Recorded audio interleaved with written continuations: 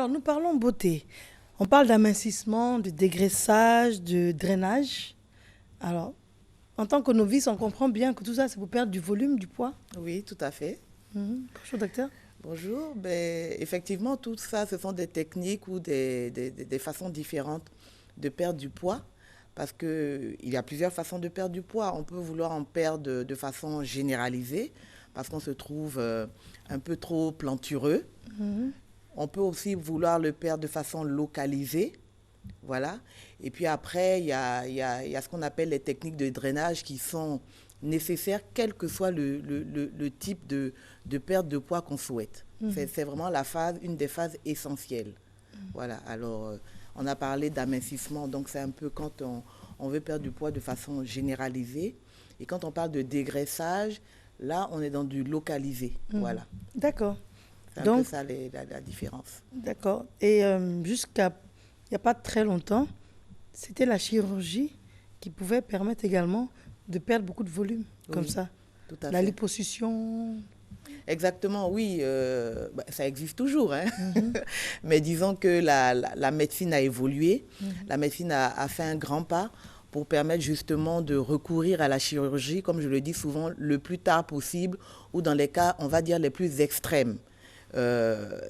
Quand quelqu'un a vraiment trop de gras, de façon vraiment excessive, c'est vrai qu'il peut recourir à la chirurgie, mais il faut d'abord pouvoir faire perdre déjà de façon volontaire et avec un accompagnement déjà tout ce taux, ce tas de graisse que la personne a. Voilà, donc... Alors, ce qu'on voit là, Alors ça, on peut arriver à cela, bien sûr, avec de la médecine esthétique, parce que la personne a effectivement du gras, mais on a travaillé sur le ventre, on a fait un dégraissage, et après, on a fait quand même des techniques de raffermissement, parce qu'effectivement, la peau est relâchée. Voilà. alors on avait l'impression que pour la peau relâchée, il fallait forcément opérer et puis enlever cette peau. Est-ce que la peau, on arrive à la rétracter? Une peau qui pend comme ça, Oui, non? en médecine esthétique, on arrive à rétracter la peau. Aujourd'hui, il y a des techniques justement de raffermissement de la peau. Bien sûr, dans toute la limite, nous connaissons notre limite. Il y a des degrés où effectivement on a recours à la chirurgie esthétique, mais aujourd'hui, ces degrés sont assez extrêmes. Alors, il y a une évolution dans la médecine, ça veut dire quoi? Ça veut dire que c'est un côté dangereux. Également, la médecine, enfin la chirurgie esthétique. Bon, écoutez, quand on parle de chirurgie, il y a toujours une notion de danger, ne serait-ce que parce qu'on fait ce qu'on appelle l'anesthésie. L'anesthésie est une technique très délicate et qui effectivement, vous savez, quand on parle d'opération chirurgicale, souvent la partie la plus délicate, c'est l'anesthésie. Donc, tant qu'on peut éviter cette technique, il faut le faire. Maintenant, quand on ne peut pas, on le fait. Je ne dis pas que c'est dangereux à 100%. Je pense qu'il faut l'éviter au plus, surtout quand on parle d'esthétique. Voilà. D'accord. Parce que quand on parle d'esthétique, ça veut dire que ce n'est pas lié à la survie. Exactement.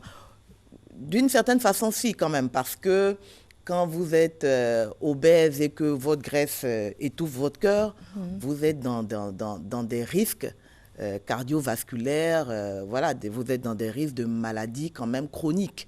C'est pour ça que nous luttons justement contre toute forme d'obésité ou de gras mal situé dans le corps. Ce n'est pas forcément même pour l'esthétique. En dehors de l'esthétique, il y a quand même le facteur de santé. Mais il faut justement avoir un poids et une allure raisonnable, bien sûr par rapport à sa taille, à plein d'autres facteurs. Et aujourd'hui, justement, nous pouvons arriver à cela. Je dis toujours, le problème n'est pas d'être mince ou filiforme, non. Le problème est d'avoir une silhouette équilibrée. D'accord. Voilà, le problème est d'avoir une silhouette équilibrée. Alors, quelle est la nuance entre l'amincissement et le dégraissage? Alors, comme je le disais, l'amincissement, on peut y arriver tout simplement en suivant en général un régime alimentaire. Et pour les personnes qui n'y arrivent pas, on essaye de les accompagner par des techniques médicales, par des appareillages. Donc, en amincissement, c'est assez léger. on essaie d'affiner la silhouette de façon légère. Vous voyez, quelqu'un qui perd une taille et rentre dans l'amincissement. Mais quelqu'un qui a vraiment du volume, soit au niveau du ventre, au niveau des cuisses ou des bras, de façon déséquilibrée par rapport à sa silhouette. Là, on parle de dégraissage. Vous avez des dames qui ne sont pas grosses ou des messieurs qui ne sont pas gros, mais comme je dis, qui ont des ventres de 8 mois de grossesse. Donc là, il faut agir parce que c'est déséquilibré en fait. Et là, on parle de dégraissage. Alors que dans l'amincissement, c'est vraiment la silhouette qu'on affine de façon généralisée. Mais dans la médecine esthétique, quand on parle d'amincissement avec des appareils, dès qu'on arrête le traitement avec les appareils ou les séances avec les appareils, la personne reprend son volume initial ? Non, la personne ne répond pas à son volume initial si elle a été éduquée dans sa façon de manger, dans son hygiène alimentaire. Dans toute chose, tout ce que vous avez perdu est définitif et acquis. D'accord. Maintenant, c'est le après. C'est le après. Je donne souvent l'exemple de la voiture. Je dis que quand vous prenez 2 voitures qui sortent de chez un concessionnaire, 5 ans après, il y a des voitures qui ressemblent à 15 ans. Il y en a d'autres qui ont l'air toujours neuves parce que justement, elles ont été entretenues.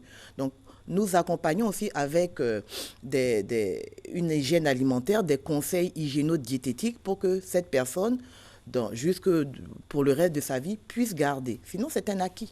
C'est un acquis. C'est un acquis. Et quand vous parlez d'un homme, par exemple, qui n'est pas gros, mais qui a un ventre de 8 mois de grossesse, pour reprendre vos termes, puis on voit bien l'image, c'est quelqu'un qui prend des risques sur sa santé ?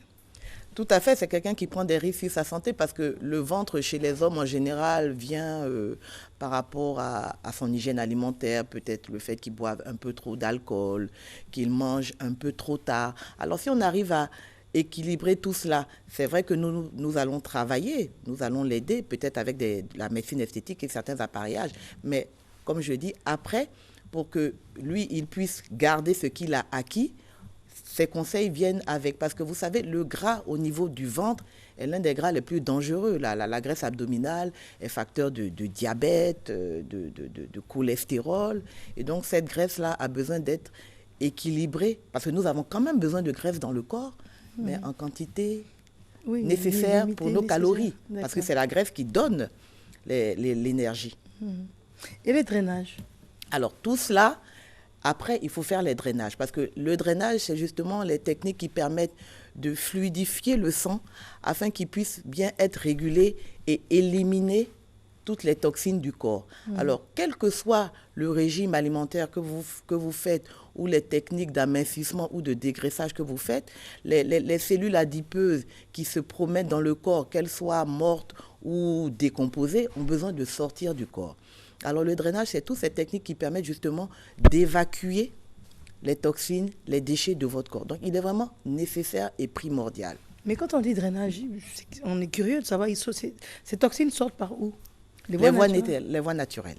D'accord, donc on n'ouvre pas, on répond. Non, on n'ouvre pas, c'est vraiment des techniques manuelles ou par des appareillages mais, esthétiques et médicales qui permettent justement d'évacuer. Vous avez vu tout à l'heure en météo, il a parlé de drainage, vous voyez les eaux ont besoin voilà, c'est un peu pareil. Et elles ont besoin de sortir. Donc il faut que justement on puisse améliorer cette circulation lymphatique qui permet d'évacuer tout ce qui n'est pas bon dans notre corps.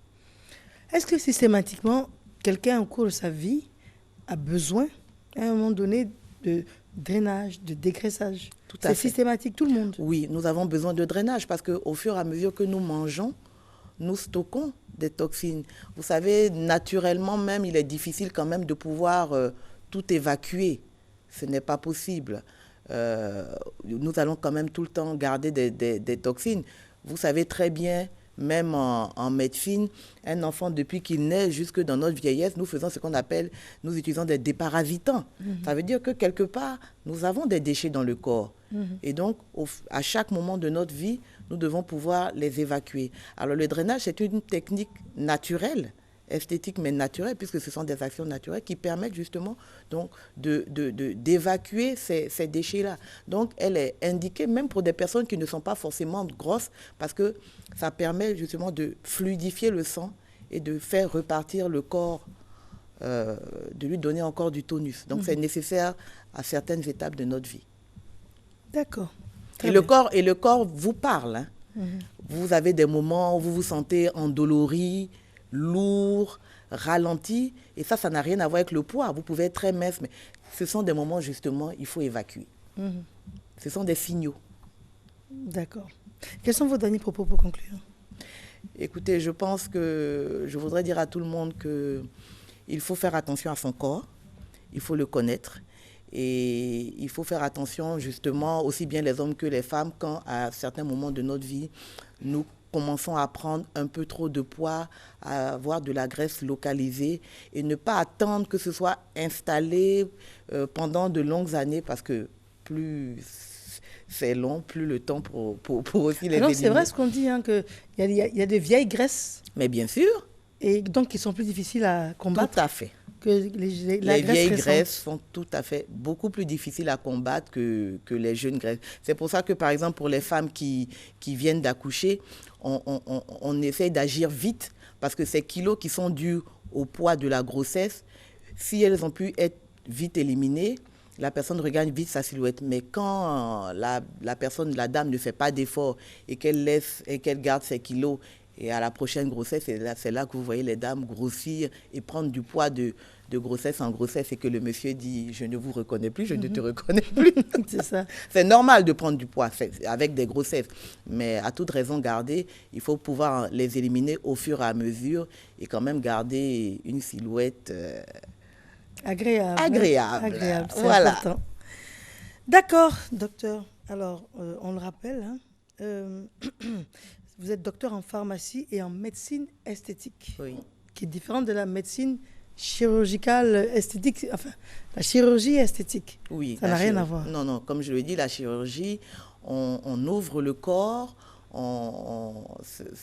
ça a des effets traumatiques ou des traumatismes dans le cas où on doit faire des bilans pré- et post-opératoires. C'est nécessaire, mais à des degrés assez extrêmes, je vais dire. Mais aujourd'hui, la médecine esthétique permet justement de travailler la peau, la silhouette, le rajeunissement, sans ouvrir, sans invalidation. Vous pouvez le faire en travaillant, en vaquant à vos activités. Très bien. Docteur, on vous joint comment? Alors, nous sommes joignables au 08 30 40 90 et au 07 01 43 75. On peut reprendre, s'il vous plaît? Le 08 30 40 90 et le 07 01 43 75. Je vous remercie, docteur. C'est moi qui vous remercie.